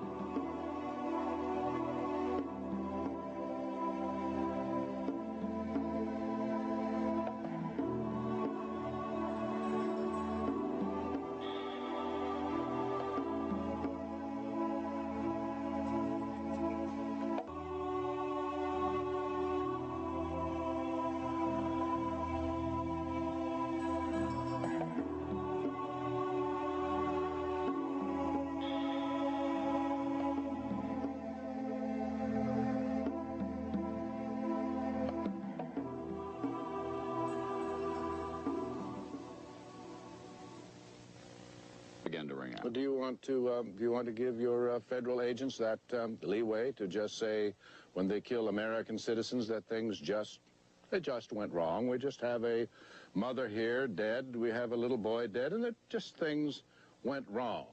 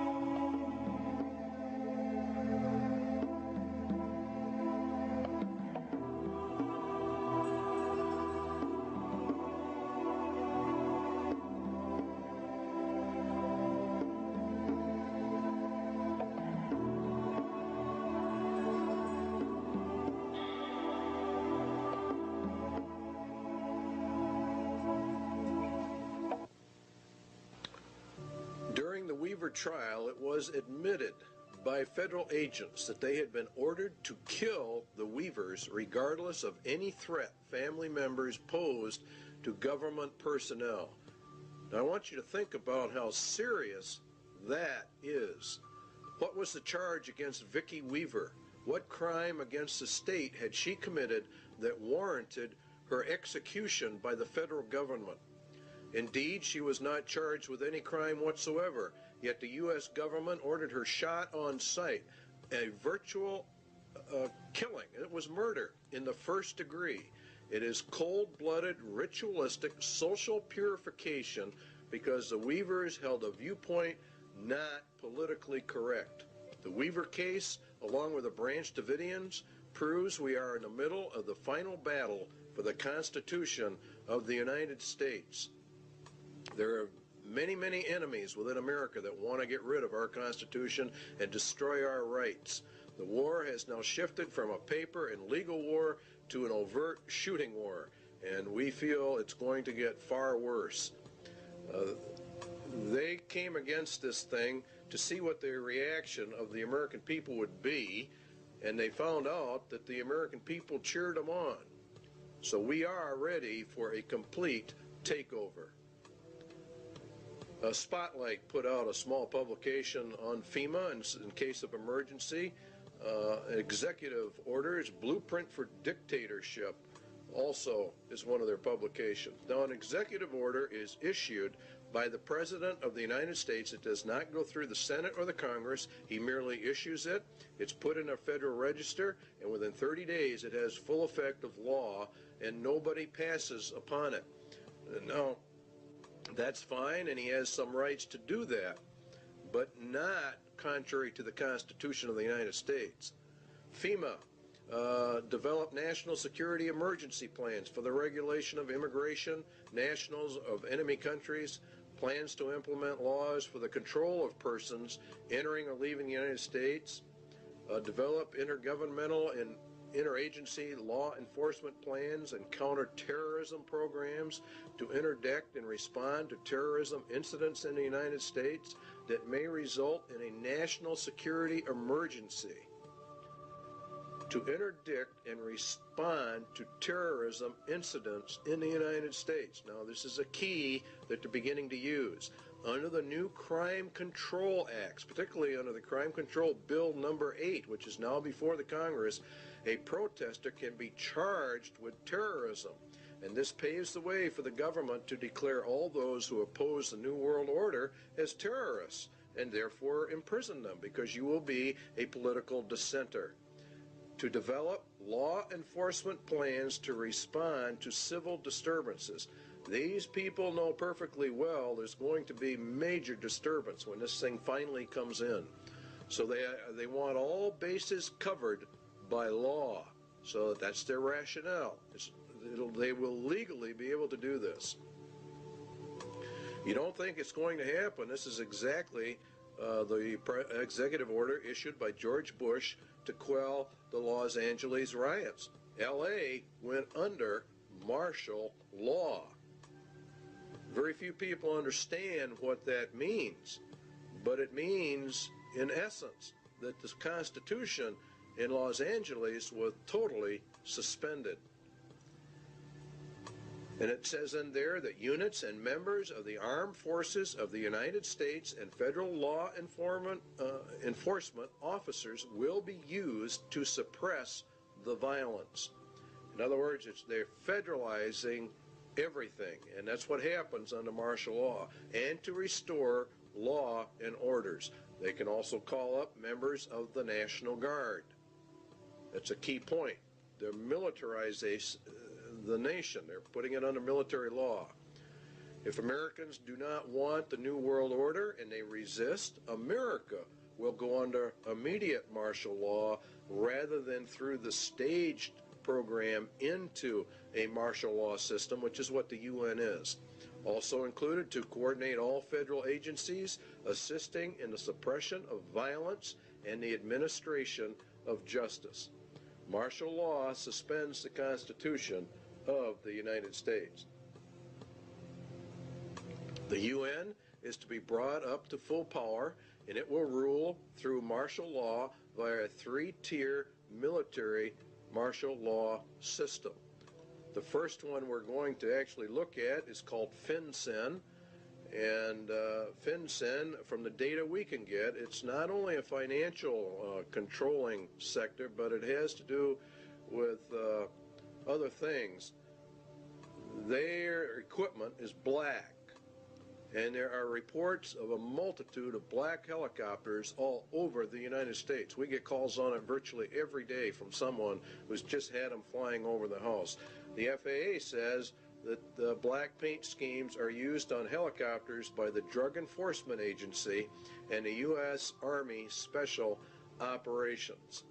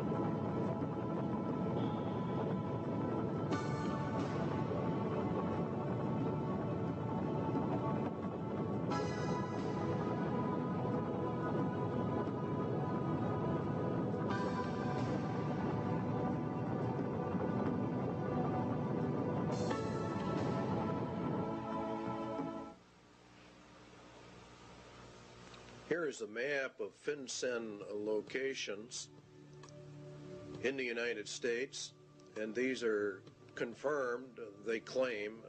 We have not been able to verify it. We're bringing this to you strictly unverified for troop deployment locations in the United States of America.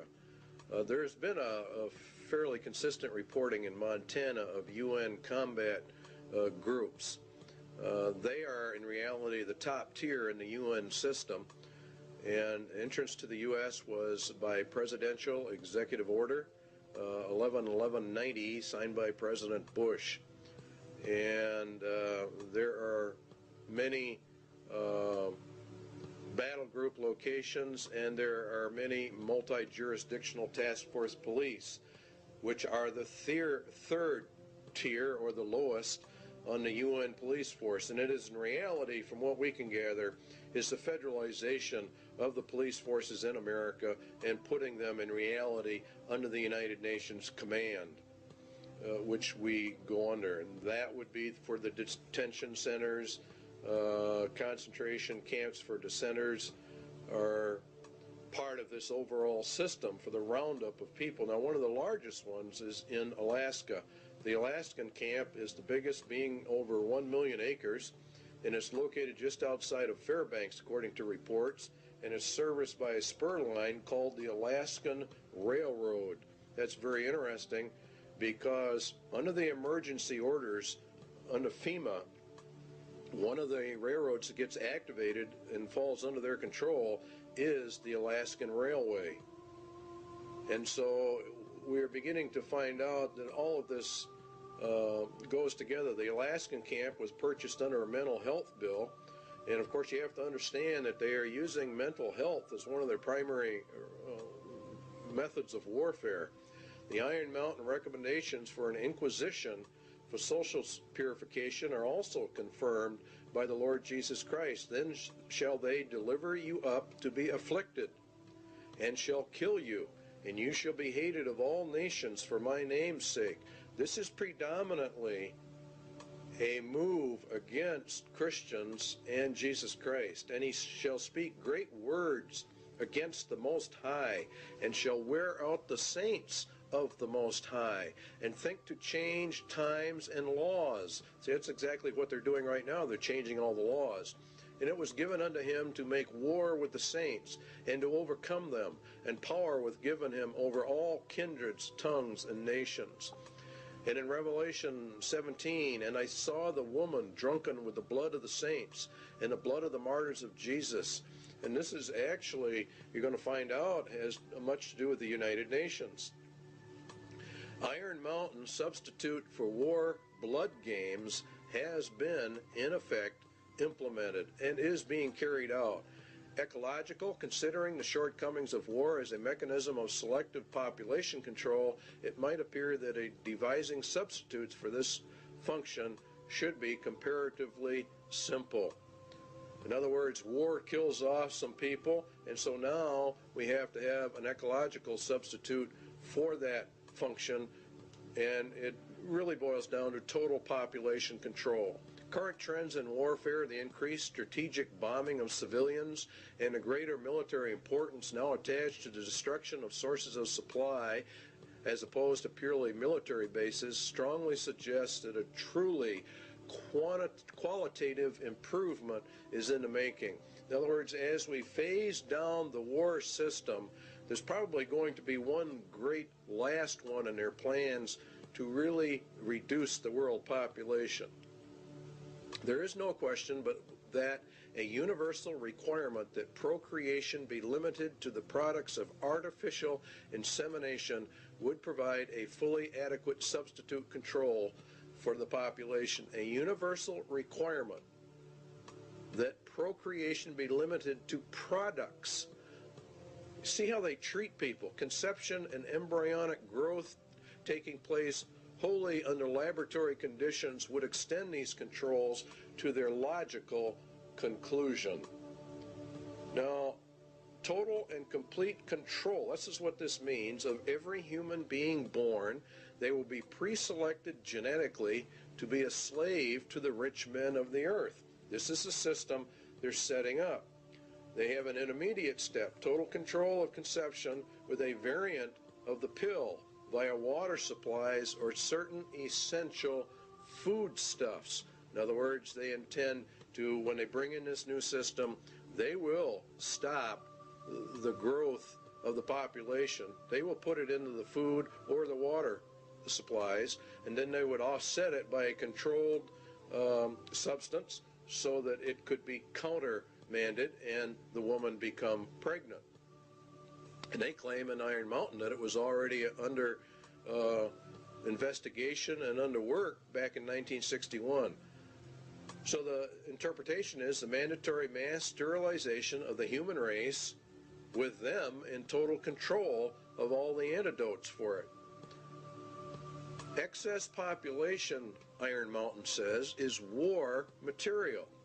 As long as any society must contemplate even a remote possibility of war, it must maintain a maximum supportable population.